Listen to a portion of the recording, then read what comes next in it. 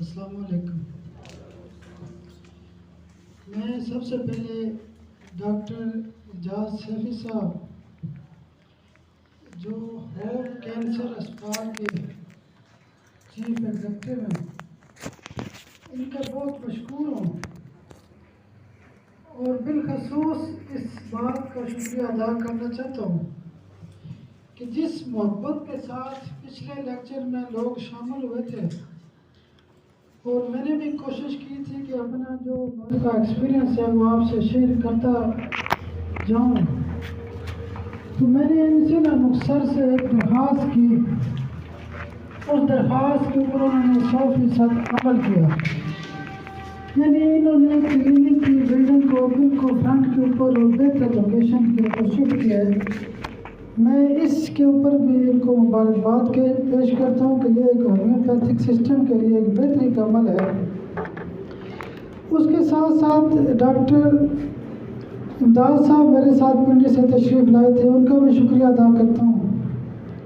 ان کے ساتھ ساتھ بشارت بوبک صاحب لاسٹ ٹائم بھی میرے ساتھ ہی تھے، میرے قریبی دوست بھی ہیں، تو ان کا بھی شکریہ ادا کرتا ہوں۔ ان کی جو میجر پریکٹس اور گرپ ہے نا، وہ تھرمل کے حوالے سے، تھرمل میڈیسنس کیسے کام کرتی ہیں، تو وہ بھی انشاءاللہ آپ سے بات کریں گے انشاءاللہ۔ ان کے ساتھ ساتھ میں تمام جو دوست ہیں میرے ڈاکٹر حضرات دور دراز سے تشریف لائے ہیں، تو اس میں بڑے خاص ڈاکٹر بیٹھے ہیں، میرے بڑے قریبی دوست بھی ہیں، تو میں سب کا، یہ چھوٹی بیٹیوں کا، بہنوں کا شکریہ ادا کرتا ہوں کہ یہ ٹائم نکال کے آئے ہیں اور ہومیوپیتھک سسٹم کے لیے کوشش کر رہے ہیں، تو اللہ پاک ہم سب کے لیے آسانیاں پیدا کرے۔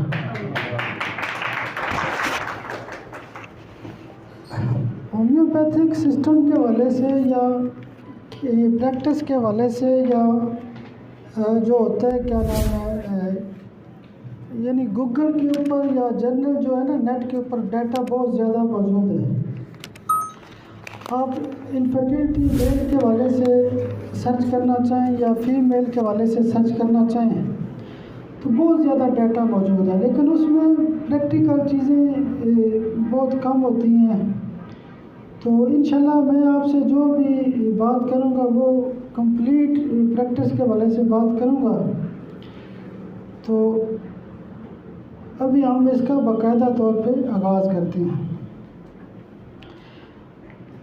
لاسٹ ٹائم بھی ہم نے انفرٹیلٹی کی ڈیفینیشن کی تھی کہ سب سے پہلے ہم نے یہ سمجھنا ہے کہ بے اولادی ہے کیا، انفرٹیلٹی ہے کیا، بانجھ پن کیا ہوتا ہے۔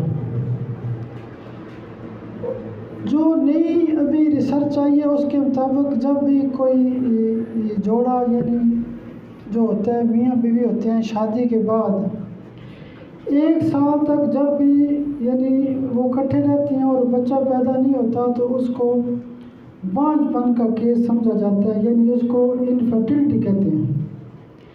لاسٹ ٹائم چونکہ ہم نے مردوں کے بانجھ پن کے حوالے سے بات کی تھی، لیکن آج ہم بالخصوص بات کریں گے خواتین کے بانجھ پن کے حوالے سے۔ آج سے 10-15 سال پہلے جب بچہ پیدا نہیں ہوتا تھا تو عام طور پر یہ ٹرینڈ ہوتا تھا کہ خاتون کو شادی کے بعد 1-2 سال تک ڈاکٹر کو چیک اپ کروایا جاتا تھا، تو اس سے پھر مسائل بڑھتے رہتے تھے اور دیر تک کنسیو کا عمل نہیں ہوتا تھا۔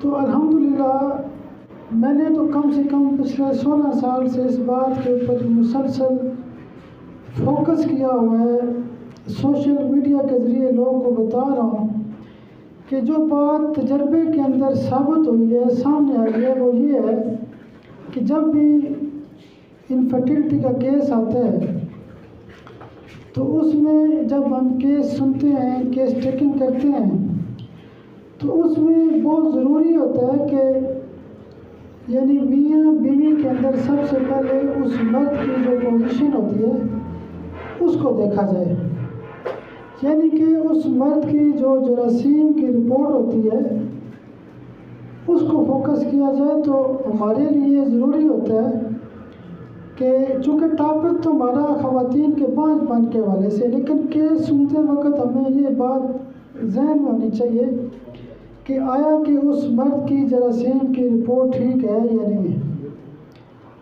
اگر ٹھیک ہے تو پھر ہم خاتون کا علاج کریں گے، لیکن ایک مشورہ آپ کے لیے بہتر یہ ہے کہ آپ دونوں کا علاج کریں۔ میرے کلینک سے آج تک جو جتنے بھی کیس ٹھیک ہوئے ہیں اس میں سے 70% میں نے دونوں کا علاج کیا ہے۔ اب اس میں یہ ہوتا ہے کہ ایک 100% ایفرٹ ہوتی ہے، یعنی آپ دوسرا ایک کو بلیم نہیں کریں گے جی فلاں کا مسئلہ ہے فلاں کا مسئلہ ہے، تو اس لیے بہتر ہے کہ دونوں کو ٹریٹ کیا جائے۔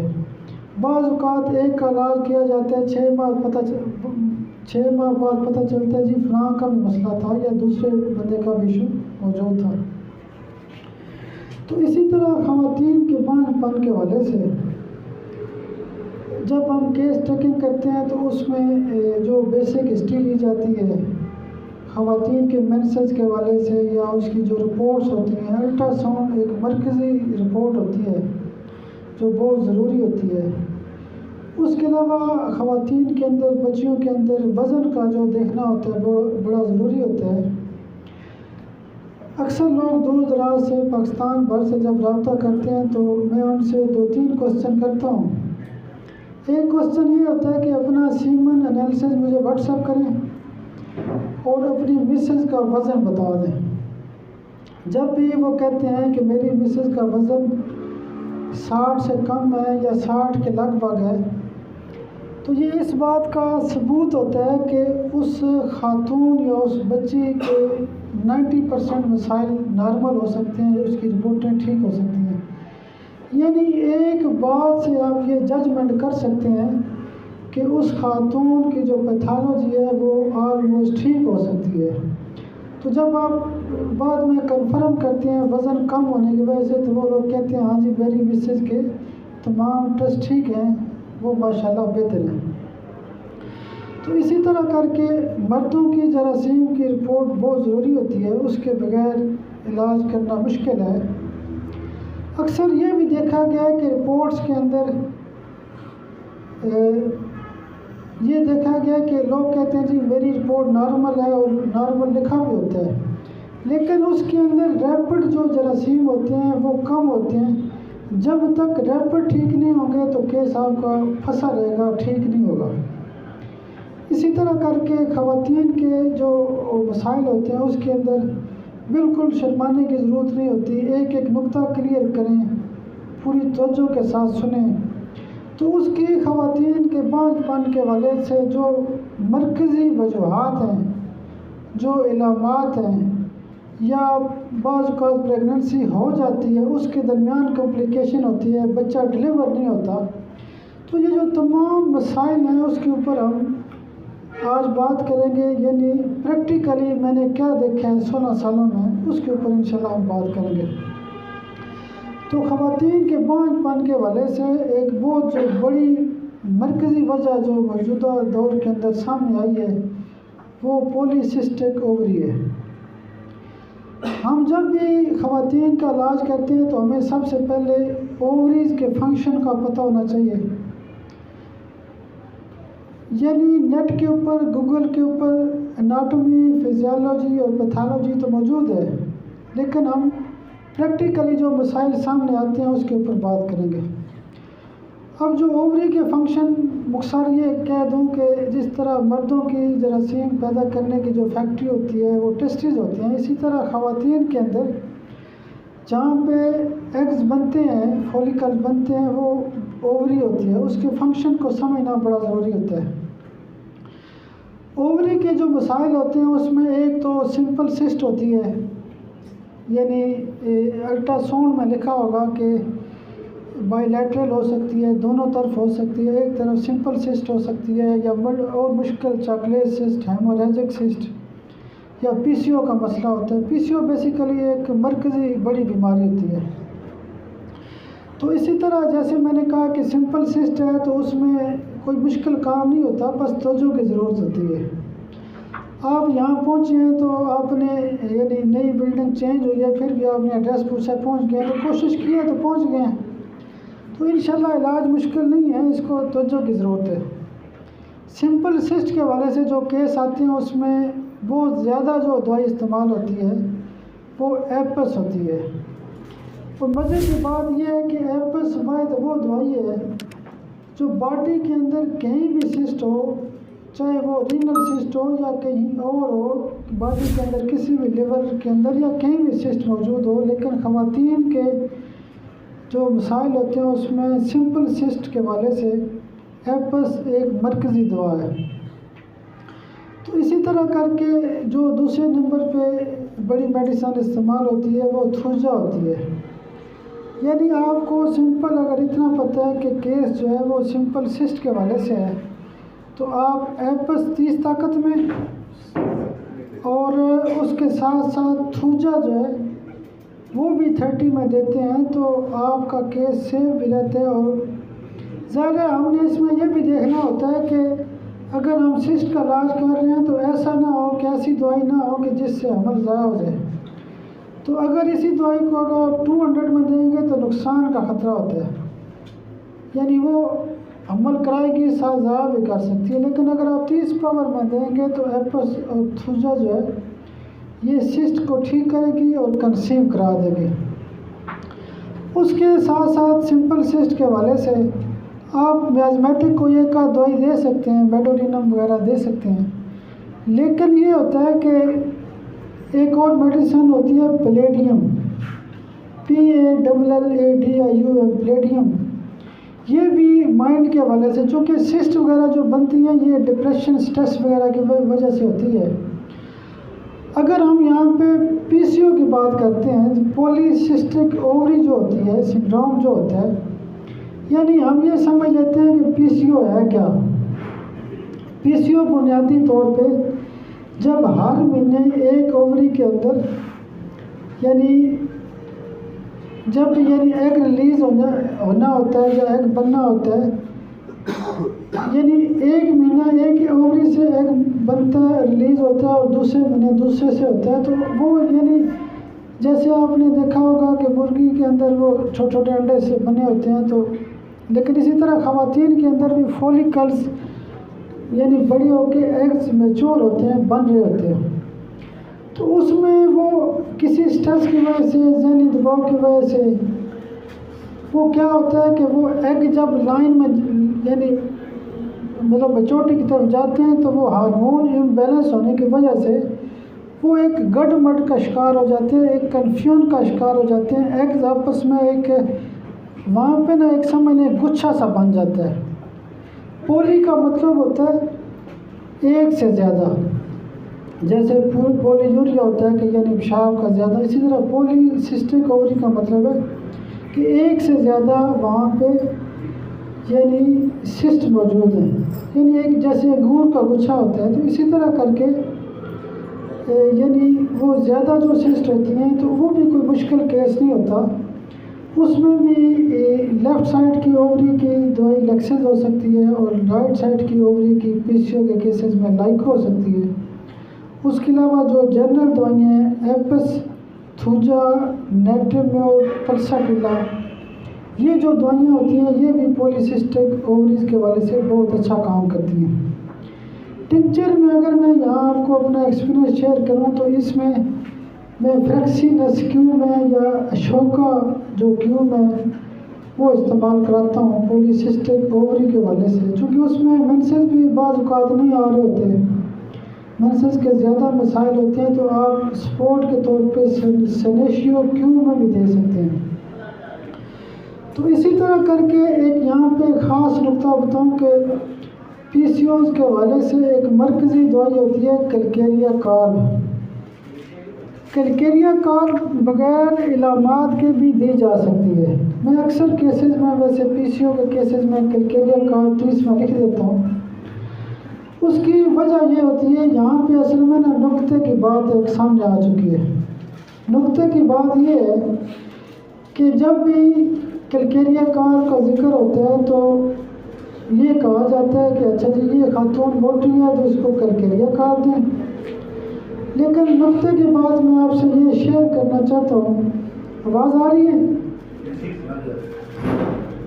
نقطے کی بات یہ ہے کہ جب پی سی او کا کیس ہے تو کرکیریا کار کا یہ خاص ہے کہ بندہ موٹا ہے یا پتلا ہے اس کو آپ بھول جائیں.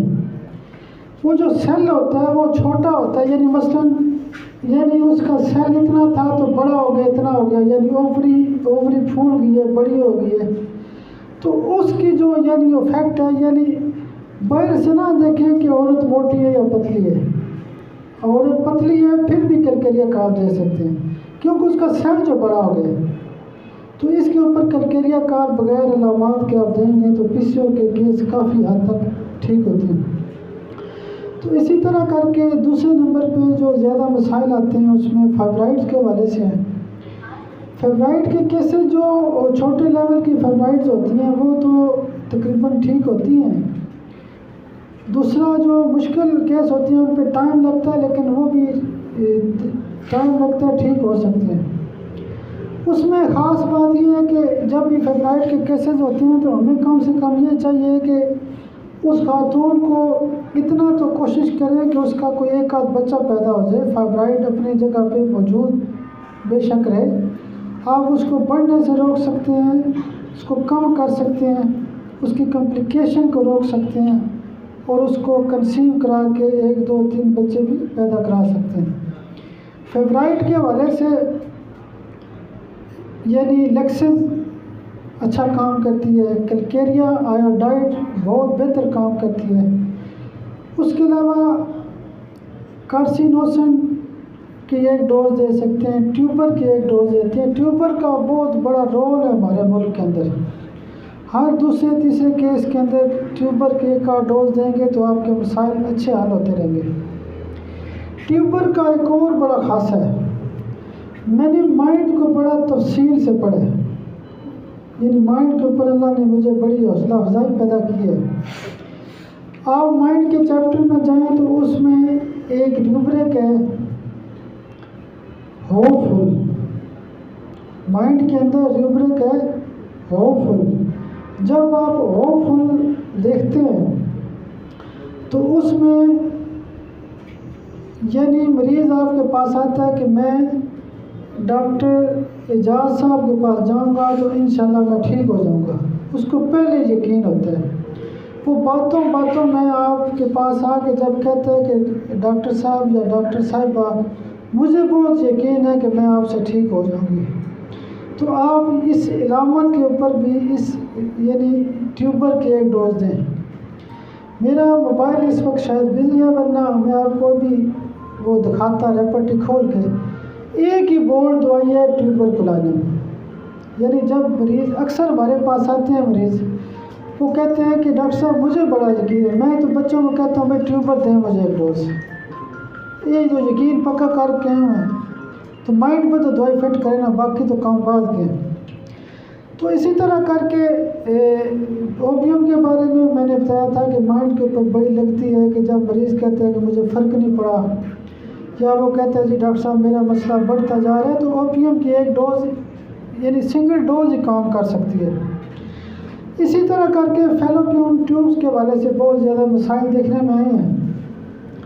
جب بھی کیس پرانا ہوتا ہے، عمل نہیں ہو رہا ہوتا، الٹرا ساؤنڈ بھی ٹھیک ہے، مینسز بھی ٹھیک ہے، عمل پھر بھی نہیں ہو رہا، تو آپ ضرور کوشش کریں کہ فیلوپین ٹیوب کا جو معاملہ ہے اس کو ذرا سرچ کریں کہ فیلوپین ٹیوبز کی کوئی خرابی تو نہیں ہے.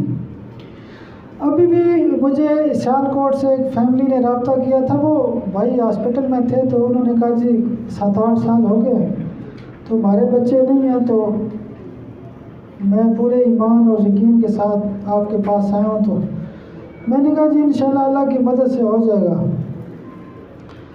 تو مشکل کیس میں تو اکثر کہہ دیتا ہوں کہ رزلٹ آپ کی مرضی کا تو ٹائم ہماری مرضی کا، تھوڑا سا صبر کریں کام ہو جائے گا. تو میں نے ان کو کوئی لمبا چوڑا کام نہیں کیا فیلوپین ٹیوبز کے حوالے سے. یہ کیس اس لیے سنا رہا ہوں کہ ایک مرکزی کیس حل ہوا ہے جو بالکل مشکل تھا اور لا علاج قسم کا تھا. تو دونوں ٹیوبس بند تھی، تو میں نے ان کو بیسیلینیم سی ان کی 1 ڈوز دی، اور اس کے ساتھ یو پی اونم 200 اور پلمبم میٹ 200. تو اسی طرح کر کے یہ مرکزی دوائیاں یہی تھی. تو الحمدللہ اللہ کی مدد سے 2 ماہ کی دوائی کے بعد وہ کیس کنسیو ہو چکا ہے، اور مجھے بڑی دعائیں وہ دے رہے تھے. اور یہ ہومیوپیتھک سسٹم کی کامیابی ہے کہ ہمارے پاس مشکل سے مشکل کیس حل کرنے کی صلاحیت موجود ہے. بیسیلینیم سی ایم کی 1 ڈوز مہینے میں دے سکتے ہیں، اور اس کے علاوہ پلمبم میٹ 200 اور یو پی اونم 200. یو پی اونم EUPIONUM یو پی اونم. یو پی اون کو آپ پڑھیں گے تو اس کے اندر لکھا ہوا ہے کہ کرانک فیلوپین ٹیوب کی بندش کی دوائی ہے، بلاکج کی دوائی ہے. تو اسی طرح کر کے اگر ٹیوب کی بلاکج کے کیس آتے ہیں، اگر آپ کو کنفرم ہے کہ کیس لیفٹ سائڈ کا ہے تو لیکسس 30 بھی اچھا کام کرتی ہے. اور رائٹ سائڈ میں نے آپ کا ایک کام بڑا آسان کیا ہے خواتین کے حوالے سے کہ لیفٹ رائٹ کو فوکس کر کے اس پہ بھی دوائی لکھ سکتے ہیں. اصل میں ہوتا یہ ہے کہ بعض جگہ پہ یہ کہا جاتا ہے کہ ہومیوپیتھی صرف اور صرف علامات پہ کام کرتی ہے. تو انفرٹیلٹی کا کیس ہمارے پاس آتا ہے تو وہ پیتھالوجی لے کے آتا ہے کہ جی سیمن رپورٹ ٹھیک نہیں ہے، ٹیوب کی بلاکیج ہے، یا پی سی او کا مسئلہ ہے. تو ہم اسی طرح پیتھالوجی کے اوپر بھی دوائی لکھ سکتے ہیں، کیونکہ ہمیں پتہ نا یہ معاملہ ہے تو اس کے اوپر دوائی لکھی جا سکتی ہے. اسی طرح کر کے جو ٹیوب کی بلاکیج کے حوالے سے، اصل میں جو ٹیوب کی بلاکیج ہوتی ہے وہ آپ یہ کہہ لیں کہ اس ٹیوبس کے اندر کوئی انفیکشن موجود ہے، کوئی ٹی بی کے اثرات موجود ہیں، تو اس طرح کی کیفیت اسی سے تو وہ انفیکشن ہو کے تو بلاکیج ہوتی ہے وہاں، یعنی مطلب ایک مواد جم جاتا ہے. تو اس میں بیسیلینیم ایک مرکزی میڈیسن ہے. اس کے علاوہ اور بھی ضرورت کے مطابق آپ دوائیاں میڈورینم استعمال کر سکتے ہیں. ٹیوبر کا مطلب ہسٹری موجود ہے کہ ٹی بی کی ہسٹری موجود ہے تو ٹیوبر ہوگی. اگر ہسٹری موجود نہیں ہے اور موجودہ انفیکشن کے بیس پہ آپ بیسیلینیم دے سکتے ہیں. اسی طرح کر کے کانسٹیٹیوشن جو ٹریٹمنٹ ہوتی ہے، بعض دفعہ یہ ہوتا ہے کہ کوئی چیز ہمیں نہیں مل رہی ہوتی تو ہمیں کانسٹیٹیوشن کے اوپر جانا پڑتا ہے. کانسٹیٹیوشنل ٹریٹمنٹ سے یہ مراد ہوتی ہے کہ یہ عورت پتلی ہے تو اس کو سیپیا دینی چاہیے، یہ عورت موٹی ہے، مثال میں دے رہا ہوں کہ کانسٹیٹیوشن اس کو کلکیریا کارب دینا چاہیے. یہ غمگین عورت ہے، پریشان ہے، اس کو نیپٹیمور دینا چاہیے. تو اس طرح کی جو کیفیات ہوتی ہیں یہ برا بناتی رہتی ہے، اس کو اسٹیفس اگیریا دینی چاہیے. تو کانسٹیٹیوشن کا بڑا کردار ہے. ہومیوپیتھی جو ہے نا وہ مائنڈ کے اوپر بہت اچھا کام کرتی ہے. تو مائنڈ جو تھراپی ہے، مائنڈ کی جو میڈیسن ہوتی ہیں وہ بالکل پکی لگتی ہیں اور کیور کرتی ہیں کیسز کو. تو اس لیے اگنیشیا، نیٹریمور، اسٹیف، سیپیا بھی کانسٹیٹیوشن کے اندر آتی ہے، کلکیریا کارب ہے. تو اس طرح کی جو دوائیاں ہوتی ہیں، جیسے میں نے لاسٹ ٹائم بھی بتایا تھا کہ یعنی کانسٹیٹیوشن کا بڑا کردار ہے. ایموشنل سپریشن، اکثر یہ دیکھا گیا ہے کہ خواتین بیچاری شادی ہو کے جاتی ہیں، نئے گھر میں جاتی ہیں، وہاں پہ ان کو پریشرائز کیا جاتا ہے، جی آپ کی وجہ سے بچہ نہیں ہو رہا، فلاں ہو گیا، یہ ہو گیا، آپ ہیں ایسی، آپ کی ماں ایسی تھی. تو مسائل چلتے رہتے ہیں. تو ایموشنل جو سپریشن ہوتی ہے یعنی وہ اسٹریس کا شکار ہوتی ہے، ایموشن کو دبائی رکھتی ہے. تو اس میں بھی اگنیشیا ہو سکتی ہے، آرامٹ ہو سکتی ہے، اسٹیفس اگیریا ہو سکتی ہے. تو اس طرح کی جو دوائیاں ہوتی ہیں، پلساٹیلا کی 1 ڈوز دے سکتے ہیں 1 میں یا 30 میں ریگولر بھی دے سکتے ہیں. تو ایموشنل سپریشن جہاں پر بھی لفظ سپریشن آتا ہے تو آپ پلساٹیلا بغیر اس کے اوپر دے سکتے ہیں. اور ایک بات یاد رکھیں کہ سپریشن کی جس بندے کو سپریشن کی سمجھ آ گئی نا، سمجھ لیں کہ وہ پلساٹیلا سے پتہ کتنے زیادہ کیس ٹھیک کر لے گا. تو اس لیے کیس ٹیکنگ کو سمجھنا بڑا ضروری ہوتا ہے. میازمیٹک ٹریٹمنٹ جو ہوتی ہے، کچھ وجوہات میازم کی بھی ہوتی ہیں. جب ہنی من نے بھی دیکھا کہ کیسز حل نہیں ہو رہے تو انہوں نے ایک تھیوری پیش کی تھی جس میں یعنی سورا، سفلس اور سائیکوسس، یعنی سورا، سائیکوسس اور سفلس 3 میازم تھے. تو اس کو سادہ الفاظ میں جو میں آج تک سمجھا ہوں میازم کو وہ بتانا چاہ رہا ہوں. ویسے تو راجن شنکارن نے 10 میازم پیش کیے ہیں، جیسے کینسر میازم الگ دیے ہے، ٹی بی کا میازم الگ دیے، ٹائیفائڈ کا الگ دیے. تو اسی طرح کر کے یہ ٹوٹل 10 میازم راجن شنکارن نے دیے. ان تمام میازم کے نسوڑ بھی موجود ہیں، آپ وہ نسوڑ بھی استعمال کر سکتے ہیں، تو اس کا بڑا فائدہ ہے. اب بات ہو رہی تھی کہ سورا کیا ہے. سورا سے یہ مراد ہوتا ہے کہ چھوٹے لیول کی بیماری، جیسے ایک بچی کہتی ہے کہ مجھے مینسز نہیں آتے، تو اس کو اینٹی سورک دوائی سے بھی ٹھیک کر سکتے ہیں. اسی طرح کر کے اندر کوئی گروتھ ہو چکی ہے، فائبرائڈ بن چکی ہے یا کوئی اور چیز ہے، تو اس میں آپ کیا کریں گے کہ سائیکوسس کی دوائی دے دیں گے. اسی طرح کر کے کوئی لا علاج مرض آ گئے، کوئی یعنی مثال کے طور پہ اووری چھوٹی ہے یا یوٹرس چھوٹی ہے، انفنٹائل یوٹرس لکھا ہو سکتا ہے، اس میں آپ سفلینیم کی ایک ڈوز دے کے، اب دیکھیں سفلس کا کیس ہے تو سفلینیم سے ہی آرام آئے گا. میں نے اگلے دن بھی ایک پوسٹ لگائی تھی، نقطے کی بات میں لکھتا رہتا ہوں، اور اللہ کا شکر یہ ہے کہ وہ جو دوست پہ نقطے لکھتے ہیں یا وہ سمجھتے ہیں، بہت زیادہ دوست فون کر کے کہتے ہیں کہ ڈاکٹر صاحب واقعی نقطے کام کرتے ہیں. تو اس میں ایک نقطہ یہ بھی تھا کہ جب بھی بہرا پانی یا سنائی دینا بند ہو جائے اور کوئی وجہ بھی معلوم نہ ہو تو ایک ڈوز سفلینیم دیں. اس کی وجہ یہ ہے کہ وہ سفلس میں کاز کر رہا ہے. جیسے گردے کا درد ہو تو سورا کا کیس ہے، پتھری بن جائے تو سائیکوسس کا کیس ہے، گردے فیل ہو جائیں تو سفلس کا کیس ہے. تو اس لیے سورا، سفلس اور سائیکوسس کو سمجھ کے بڑا آسان ہو جاتا ہے اور دوائیاں آسان ہو جاتی ہیں. جیسے بارشن کے کیس میں آگے آپ کو اس سے شیئر بھی کرتا ہوں. جب بارشن ہوتا ہے تو وہ خاتون ایک لحاظ سے بچہ مار رہی ہوتی ہے، معذرت کے ساتھ، یعنی اس کی ایسا فالٹ کے اندر موجود ہے کہ بچہ مر جاتا ہے، یعنی بارشن ہو جاتا ہے نا کہ ختم ہو جاتا ہے. تو اس میں سفلینیم کی ایک ڈوز دیں گے تو باقی سارے کام آسان ہو جائیں گے. اور بارشن میں مرکزی کردار ہے اس کا، صرف ایک ڈوز کا مرکزی کردار ہے. تو اسی طرح آگے ہم تفصیل سے اس کو ڈسکس کرتے ہیں.